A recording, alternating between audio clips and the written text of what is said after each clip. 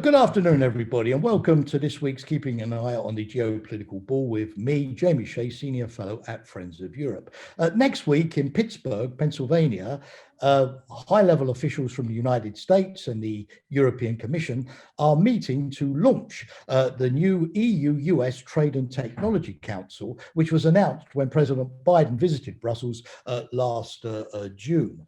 High hopes, great expectations are being invested in this new body, particularly after 4 fairly dark years under President Trump, when transatlantic trade relations were marked by tariff disputes on subsidies regarding Airbus and Boeing, arguments over steel and aluminium imports, Buy American clauses in US legislation, and the Section 231 of the US Trade Act, which allowed President Trump to declare that even BMW and Mercedes cars were a threat to US national security. Trump even went as far as calling the EU a threat to the United States. The Trade and Technology Council recognizes that if the US and the EU can get their act together on trade, they represent about 40% of world GDP. Not only will they increase the prosperity of their own citizens by having a more open market, fewer restrictions,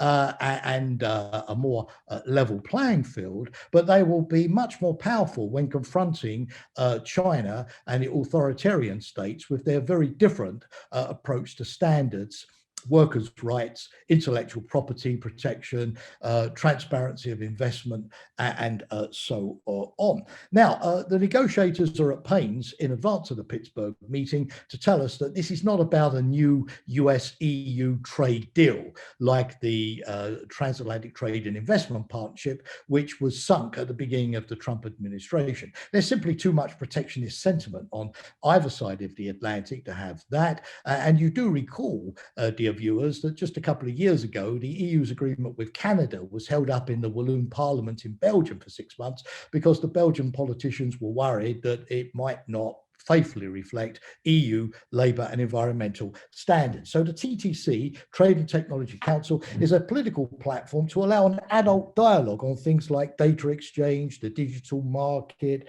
data protection, content rules and standards for products, how to manage technological innovation, and how to remove non-tariff barriers. And if they get results, then obviously legislation in the United States and the European Parliament can follow in due course. Now, what makes people more hopeful that this new body will succeed where its predecessors did not? Well, number one, of course, there is the big push by the Biden administration to rally the democracies behind the United States.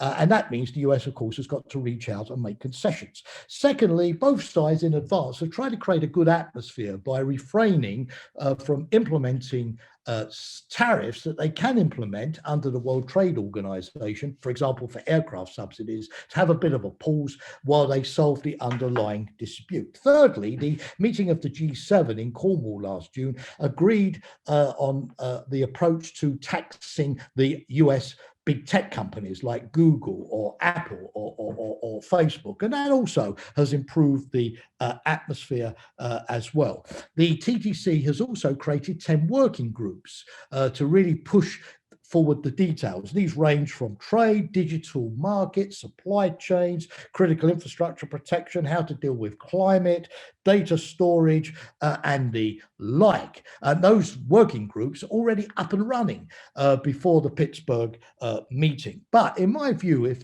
the TTC is really going to work, it has to sort of deliver results on issues that we, the citizens, care about. And it has to deliver results quickly to show that it's not just a talking shop and there's real momentum here. And for me, 4 areas stand out. Number one, climate change. We've obviously all experienced that at first hand with the floods and the fires this past summer. The US and the EU agree on the objective of decarbonizing the global economy by mid-century, but they disagree on the means. For example, the US doesn't like EU ideas for emission trading schemes or a carbon border adjustment tax. So they badly need to sort out the trade implications of the green economy and green technologies so that they're working in the same direction, particularly ahead of the COP26 in Glasgow in just a few weeks' time. The second area is the response to China. And I mentioned all of the complaints that the Biden administration has vis-a-vis the Chinese. We can't simultaneously tackle everything that China's doing, so the TTC has to set priorities, for example, in health services and care,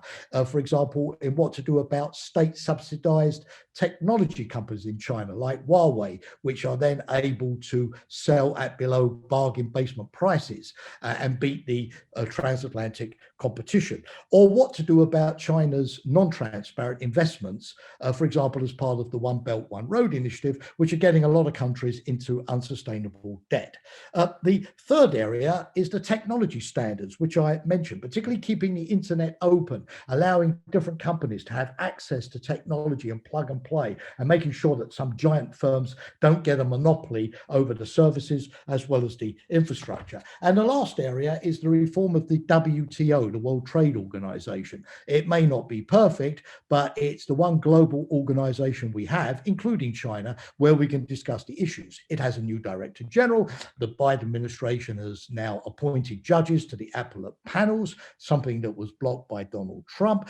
But there is an agreement that the WTO needs to broaden its agenda to deal with workers' rights, environmental standards, preventing the overfishing of our oceans, giving poorer countries access to vaccines and to vaccine production technology, and so on. The December WTO ministerial is probably a bit too early to have an agreement between Washington and Brussels, but that they can at least agree on a roadmap for WTO reform. So if all of that happens, the TTC will show that there is sizzle in its activities. As one US official said at a meeting I attended last week, the problems get the attention, but are minor compared to what unites us on global challenges. Fine words.